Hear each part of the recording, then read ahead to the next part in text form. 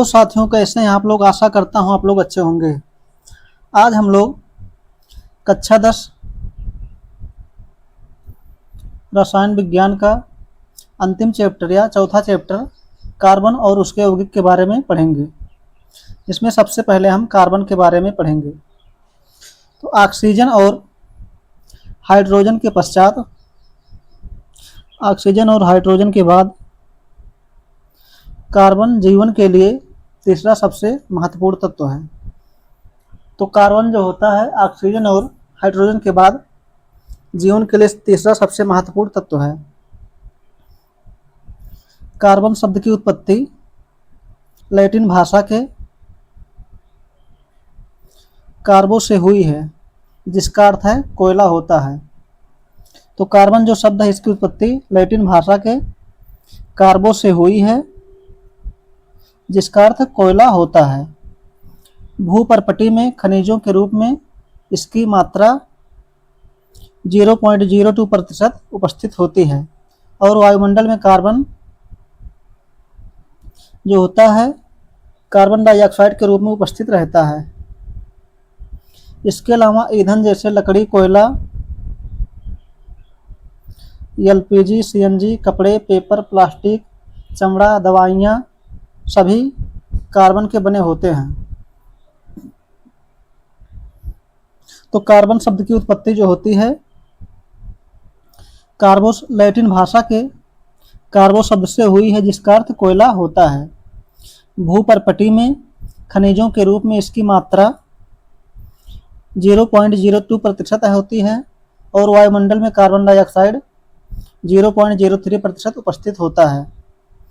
इसके अलावा ईंधन जैसे लकड़ी, कोयला, इन सभी प्लास्टिक, चमड़ा, दवाइयाँ में कार्बन के बने होते हैं। इसके बाद हम लोग पढ़ेंगे कार्बन के सहसंयोजी बंध।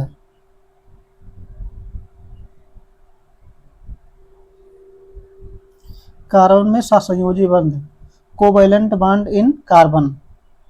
तो वह बंध जो समान परमाणुओं अथवा भिन्न परमाणुओं के मध्य इलेक्ट्रॉनों के साझेदारी से बनते हैं, उसे सहसंयोजी बंध कहते हैं। तो सहसंयोजी बंध क्या होते हैं? वह बंध जो परमाणुओं के मध्य इलेक्ट्रॉनों की साझेदारी से बनते हैं, सहसंयोजी बंध कहलाते हैं। कार्बन का परमाणु क्रमांक 6 होता है तथा इसका इलेक्ट्रॉनिक विन्यास 2,4, मतलब के कोष में 2 इलेक्ट्रॉन और एल कोष में 4 इलेक्ट्रॉन होता है। जैसे कार्बन का कंपाउंड है कार्बन परमाणु,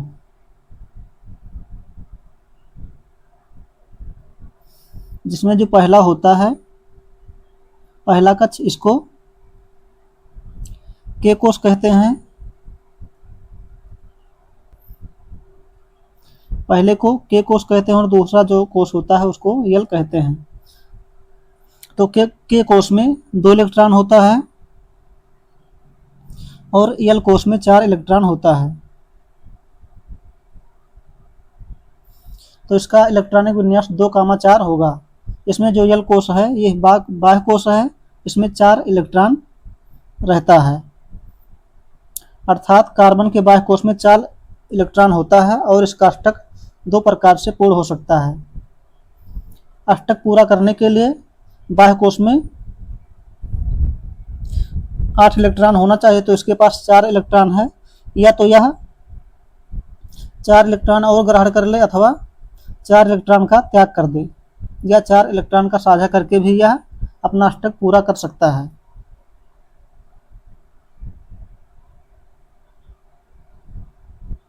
तो हम लोगों ने देखा कार्बन का इलेक्ट्रॉनिक विन्यास 2,4 होता है, अर्थात कार्बन के बाह्य कोष में 4 इलेक्ट्रॉन होते हैं और इसका अष्टक 2 प्रकार से पूर्ण हो सकता है। जिसमें पहला है यह 4 इलेक्ट्रॉन खोकर कार्बन C4+ धनायन बना सकता है, लेकिन इलेक्ट्रॉन को खोकर 6 प्रोटॉन वाले नाभिक में केवल 2 इलेक्ट्रॉन का धनायन बनाने के लिए अत्यधिक ऊर्जा की आवश्यकता होगी। यानी कि जब यह परमाणु चारों इलेक्ट्रॉन को खो देगा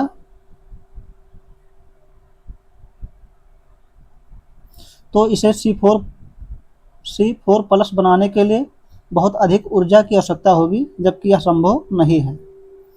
इसी प्रकार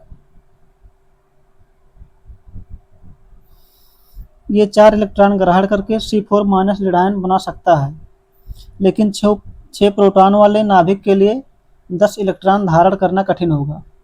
यानी कि जो कार्बन परमाणु है इसके बाह्य कोश में 4 इलेक्ट्रॉन है और इस कोष्टक पूरा करने के लिए 4 इलेक्ट्रॉन और ग्रहण करेगा, जिससे इसके इस पूरे परमाणु में 10 इलेक्ट्रॉन हो जाएंगे टोटल मिलाकर। और जिसको धारण करना इसके लिए कठिन होगा, क्योंकि यह परमाणु छोटा है। यही कारण है कि कार्बन अपने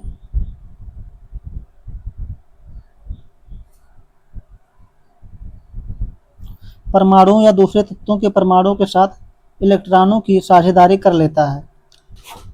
तो 4 इलेक्ट्रॉन ग्रहण करने या त्यागने के बजाय यह अपने परमाणुओं के साथ अन्य परमाणुओं से इलेक्ट्रॉनों की साझेदारी कर लेता है। ये दोनों परमाणुओं के बाह्यतम कोश में संबंधित साझित इलेक्ट्रॉन होते हैं। दोनों परमाणु उत्कृष्ट गैस विन्यास प्राप्त कर लेते हैं। इस प्रकार बने बंध को सहसंयोजक बंध कहते हैं। तो कार्बन परमाणु जो होते हैं अपने परमाणुओं या दूसरे तत्वों के परमाणुओं के साथ इलेक्ट्रॉनों का साझा कर लेते हैं। इसी को सहसंयोजक बंध कहते हैं। अब हम लोग पढ़ेंगे सहसंयोजक बंध के कुछ उदाहरण, जिसमें पहला है हाइड्रोजन अणु का विनिर्माण। तो हाइड्रोजन जो होता है उसका परमाणु क्रमांक 1 होता है। तो इसमें केवल K कोष पाया जाएगा जिसमें 1 इलेक्ट्रॉन होगा। तो हाइड्रोजन का इलेक्ट्रॉनिक विन्यास जो हो जाएगा 1 हो जाएगा। हाइड्रोजन के बाह्य कोष में 1 इलेक्ट्रॉन होता है और अपना कोष पूरा करने के लिए ये 1 इलेक्ट्रॉन की साझेदारी करता है। यानी कि जब इसके बाह्य कोष में 2 इलेक्ट्रॉन हो जाएंगे तो इसका पहला कोष जो K होता है, K में 2 इलेक्ट्रॉन होते हैं, तो इसका बाह्य कोष पूर्ण हो जाएगा या अपनी यह अष्टक पूरा कर लेगा। तो हाइड्रोजन के बाह्य कोष में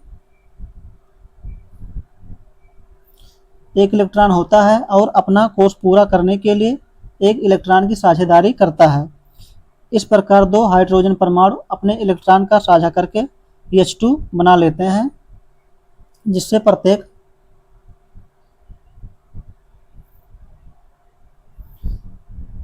हाइड्रोजन परमाणु उत्कृष्ट गैस विन्यास प्राप्त कर लेते हैं। जैसे एक हाइड्रोजन यहाँ पर है और दूसरा हाइड्रोजन ये है।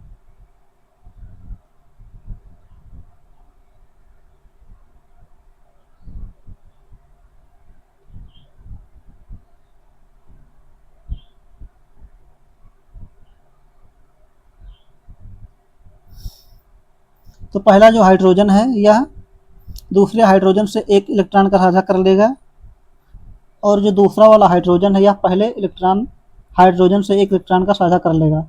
इस प्रकार दोनों में 2-2 इलेक्ट्रॉन हो जाएंगे और दोनों परमाणु उत्कृष्ट गैस विन्यास या बाह्य कोश में 2 इलेक्ट्रॉन प्राप्त कर लेंगे। इस प्रकार हाइड्रोजन अणु का निर्माण H2 का निर्माण हो जाएगा। दूसरा है क्लोरीन अणु का विनिर्माण, फॉर्मेशन ऑफ क्लोरीन मॉलिक्यूल। दूसरा है क्लोरीन अणु का निर्माण, फॉर्मेशन ऑफ क्लोरीन मॉलिक्यूल। तो क्लोरीन जो होता है इसका परमाणु क्रमांक 17 होता है। इसका इलेक्ट्रॉनिक विन्यास होगा 2, 8, 7। कुल मिलाकर 17 इलेक्ट्रॉन होंगे। जैसे क्लोरीन का परमाणु है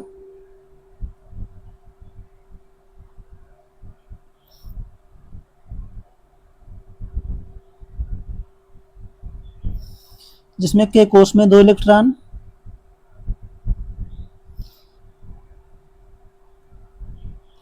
L कोष में 8 इलेक्ट्रॉन,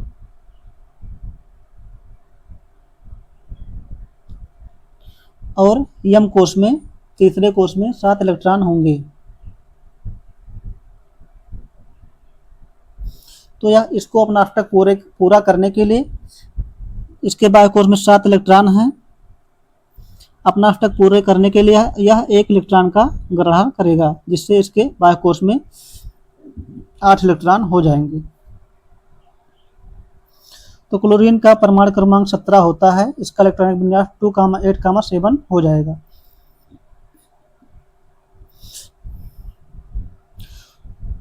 तो क्लोरीन के बाह्य कोष में 7 इलेक्ट्रॉन होता है।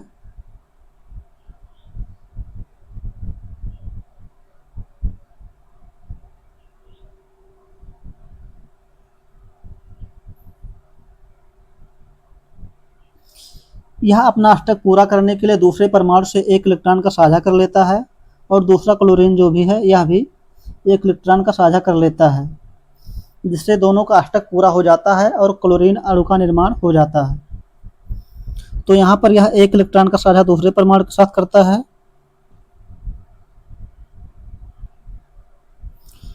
और जो दूसरा क्लोरीन है यह पहले परमाणु से 1 इलेक्ट्रॉन का साझा करता है, जिससे दोनों के पास 8-8 इलेक्ट्रॉन बाह्यतम कोष में हो जाते हैं और दोनों का अष्टक पूर्ण हो जाता है और क्लोरीन अणु का निर्माण हो जाता है।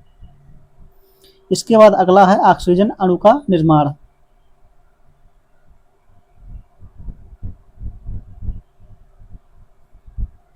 ऑक्सीजन अणु का निर्माण, O2 का निर्माण। तो ऑक्सीजन का परमाणु क्रमांक 8 होता है।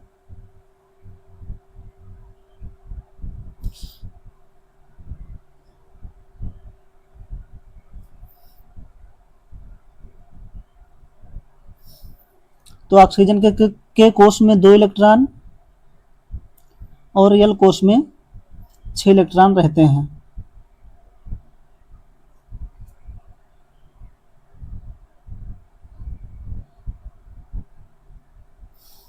तो इसको अपना अष्टक पूरा करने के लिए 2 इलेक्ट्रॉनों की आवश्यकता होगी। तो यह दूसरे परमाणु के साथ 2 इलेक्ट्रॉनों का साझा कर लेगा, जिसके इसके पास 8-8 इलेक्ट्रॉन दोनों के पास हो जाएगा। तो ऑक्सीजन का परमाणु क्रमांक 8 होता है, और इसका इलेक्ट्रॉनिक विन्यास, ऑक्सीजन का इलेक्ट्रॉनिक विन्यास जो होता है 2,6 होता है। तो यह अपना अष्टक पूरा करने के लिए पहला परमाणु जो है ऑक्सीजन का, अपना अष्टक पूरा करने के लिए दूसरे के 2 इलेक्ट्रॉनों को ग्रहण करता है। तो पहला जो ऑक्सीजन है यह दूसरे परमाणु के 2 इलेक्ट्रॉनों के साथ साझा करता है, और दूसरा जो ऑक्सीजन है यह पहले ऑक्सीजन के 2 इलेक्ट्रॉनों को ग्रहण करता है। इस प्रकार दोनों का अष्टक, दोनों के बाह्य कोष में 8-8 इलेक्ट्रॉन हो जाते हैं और दोनों का अष्टक पूरा हो जाता है और ऑक्सीजन अणु का निर्माण हो जाता है। चौथा है नाइट्रोजन अणु का निर्माण।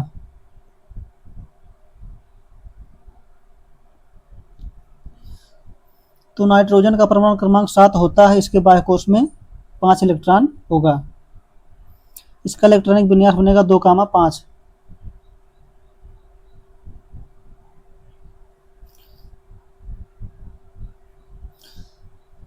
नाइट्रोजन के कोष में 2 इलेक्ट्रॉन रहता है,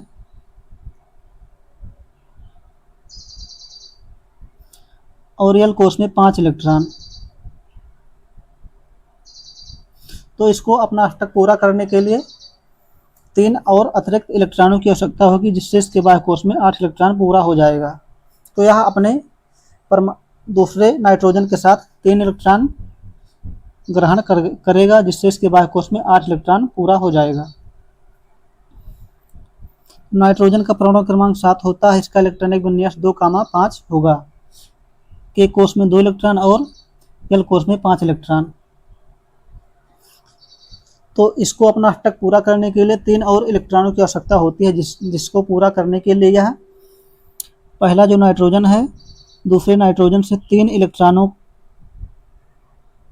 ग्रहण करता है, और दूसरा जो नाइट्रोजन है यह पहले नाइट्रोजन से 3 इलेक्ट्रॉन ग्रहण कर लेता है, जिससे दोनों के बाह्य कोश में 8-8 इलेक्ट्रॉन हो जाते हैं और इस प्रकार नाइट्रोजन अणु का निर्माण हो जाता है और नाइट्रोजन के बीच में ट्रिपल बंध या तिर्यक बंध बनता है। इसके बाद पांचवा है मेथेन का निर्माण। मेथेन का सूत्र CH4 होता है।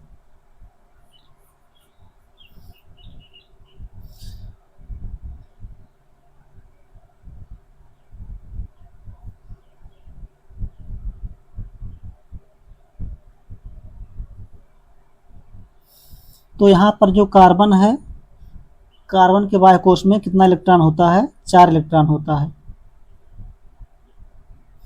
इसका परमाणु क्रमांक 6 होता है।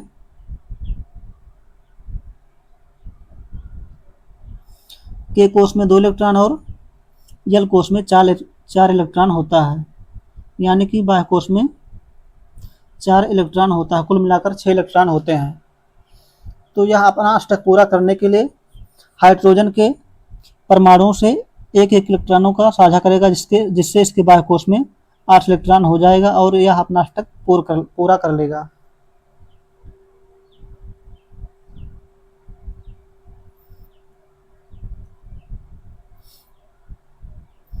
जैसे कार्बन है, इसके बाह्य कोश में 4 इलेक्ट्रॉन होता है और यह हाइड्रोजन के चारों परमाणुओं से एक इलेक्ट्रॉन का साझा करेगा और इसके पास 8 इलेक्ट्रॉन हो जाएंगे, जिससे इसका अष्टक पूरा हो जाएगा। और हाइड्रोजन के पास 1 इलेक्ट्रॉन होता है। इसको अपना अष्टक पूरा करने के लिए एक और इलेक्ट्रॉनों की आवश्यकता होती है, इसलिए यह कार्बन के 1 इलेक्ट्रॉन को से साझा कर लेगा और इसके बाह्य कोश में 2 इलेक्ट्रॉन हो जाएंगे, जिससे इसका भी अष्टक पूरा हो जाएगा। यहाँ पर भी 1 इलेक्ट्रॉन ग्रहण करेगा और यहाँ पर भी 1 इलेक्ट्रॉन साझा करेगा। इस प्रकार मेथेन का निर्माण होता है। कार्बन के द्वारा मेथेन बनाने के लिए इसकी चारों संयोजकताएं जो होती हैं कार्बन की, एकल बंध द्वारा हाइड्रोजन से जुड़ी होती हैं।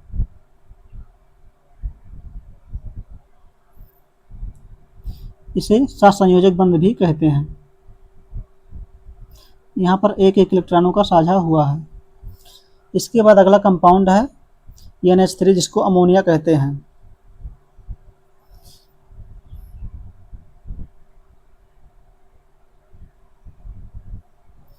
नाइट्रोजन के बाह्य कोश में इसका परमाणु क्रमांक 7 होता है।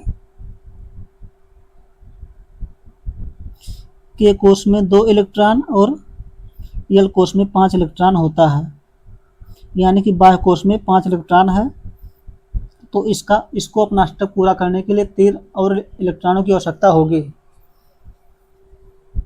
3 इलेक्ट्रॉन की और आवश्यकता होगी। तो यह तीनों हाइड्रोजन परमाणुओं से एक इलेक्ट्रॉन का साझा कर लेगा, जिससे इसके पास 8 इलेक्ट्रॉन हो जाएंगे और इसका अष्टक पूर्ण हो जाएगा।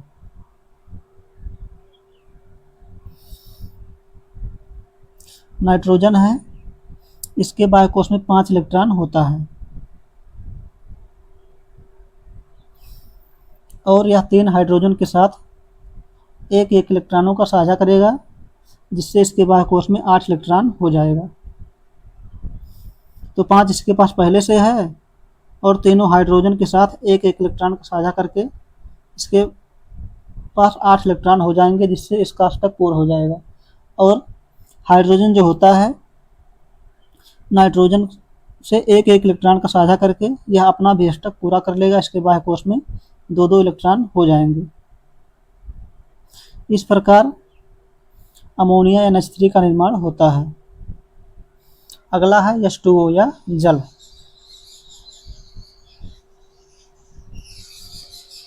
तो यहाँ पर ऑक्सीजन जो होता है, ऑक्सीजन के बाह्य कोश में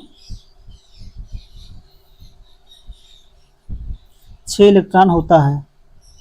ऑक्सीजन का परमाणु क्रमांक 8 होता है, तो इसके इलेक्ट्रॉनिक विन्यास होगा 2,6। तो के कोश में 2 इलेक्ट्रॉन और यल कोष में 6 इलेक्ट्रॉन होता है। तो इसको अपना अष्टक पूरा करने के लिए 2 और अतिरिक्त इलेक्ट्रॉनों की आवश्यकता होगी, जिसको पूरा करने के लिए यह हाइड्रोजन के दोनों परमाणुओं से एक एक इलेक्ट्रॉन का साझा करेगा, जिससे इसके पास 6 + 2 8 इलेक्ट्रॉन हो जाएंगे और इसका अष्टक पूर्ण हो जाएगा। तो ऑक्सीजन के बाह्य कोश में 6 इलेक्ट्रॉन होता है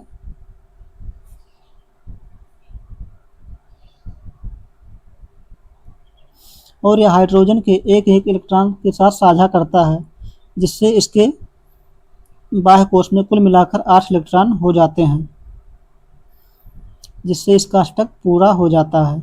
और हाइड्रोजन जो है यह ऑक्सीजन के एक एक इलेक्ट्रॉन से साझा करके अपना अष्टक पूरा कर लेता है और उसके बाह्य कोश में 2 इलेक्ट्रॉन हो जाते हैं। इस प्रकार H2O का निर्माण होता है।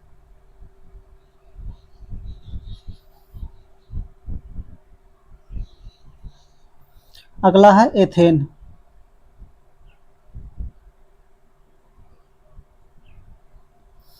एथेन का सूत्र होता है C2H6। यहाँ पर कार्बन के 2 परमाणु और हाइड्रोजन के 6 परमाणु आपस में जुड़े होते हैं।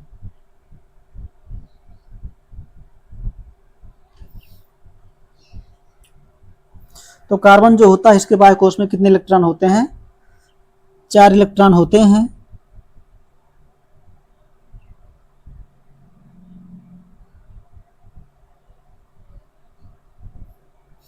और यह 4 और इलेक्ट्रॉनों के साथ साझा करके दूसरे परमाणु में भी बाह्य कोश में 4 इलेक्ट्रॉन होंगे और यह 4 और इलेक्ट्रॉनों के साथ साझा करके, तो यहाँ पर 3 हाइड्रोजन है, 1 2 3, और चौथा जो इलेक्ट्रॉन साझा करेगा दूसरे कार्बन परमाणु से साझा करेगा।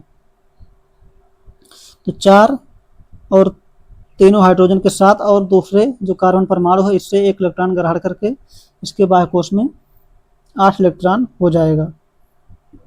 इसी प्रकार दूसरा कार्बन जो है इसके बाह्य कोश में 4 इलेक्ट्रॉन है और तीनों हाइड्रोजन से 1 1 इलेक्ट्रॉन लेगा, कुल मिलाकर 7, और 8वां इलेक्ट्रॉन दूसरे कार्बन परमाणु से साझा कर लेगा, जिससे इसके बाह्य कोश में भी 8 इलेक्ट्रॉन हो जाएंगे। और जो हाइड्रोजन है यह कार्बन से 1 1 इलेक्ट्रॉन ग्रहण कर लेगा, जिससे इसका भी अष्टक मतलब बाह्य कोश में 2 2 इलेक्ट्रॉन पूर्ण हो जाएंगे। तो यहाँ पर हमने बनाया जैसे पहला कार्बन है और दूसरा कार्बन, तो पहले कार्बन के बाह्य कोश में 4 इलेक्ट्रॉन होगा और दूसरे कार्बन के बाह्य कोश में भी 4 इलेक्ट्रॉन होगा। उसके बाद 6 हाइड्रोजन यहाँ पर है, पहला हाइड्रोजन, दूसरा हाइड्रोजन, तीसरा, चौथा, 5वां और 6ठा, और हाइड्रोजन के बाह्य कोश में 1 1 इलेक्ट्रॉन होता है।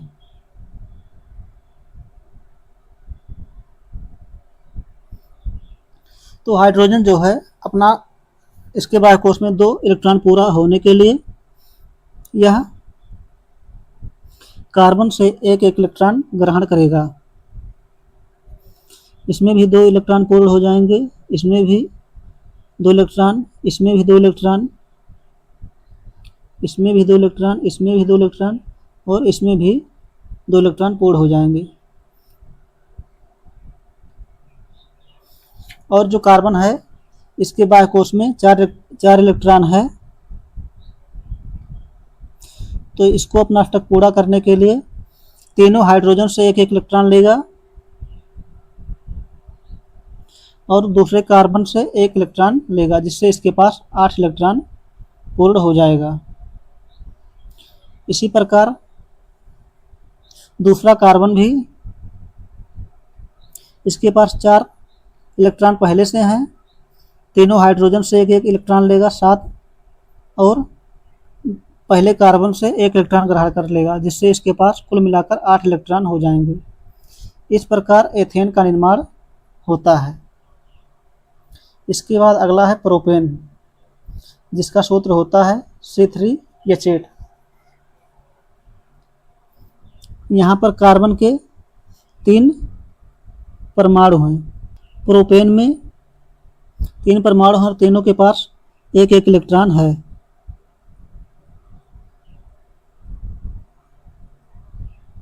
पहले कार्बन में भी तीनों के पास एक एक इलेक्ट्रॉन है। तो इसको अपना अष्टक पूरा करने के लिए पहले कार्बन में जैसे इसके बाह्य कोश में 4 इलेक्ट्रॉन है,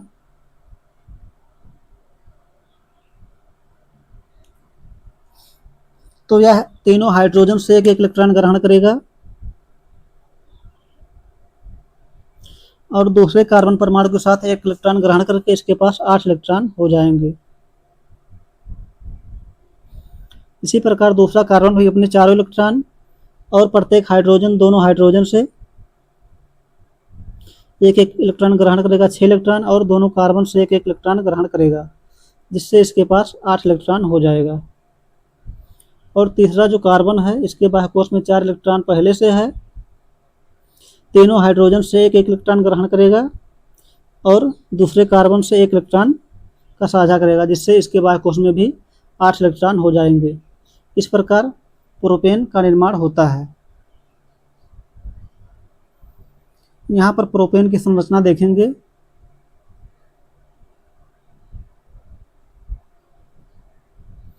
और प्रत्येक कार्बन से एक एक हाइड्रोजन जो है एकल बंध के द्वारा जुड़ा हुआ है। तो आज हम लोगों ने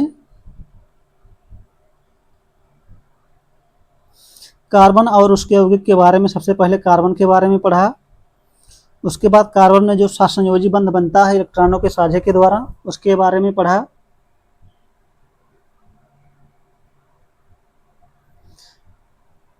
और सहसंयोग बंध के कुछ उदाहरण देखे हमने। तो आज के लिए इतना ही। इसके आगे हम लोग कल अगले वीडियो में इसके आगे पढ़ेंगे।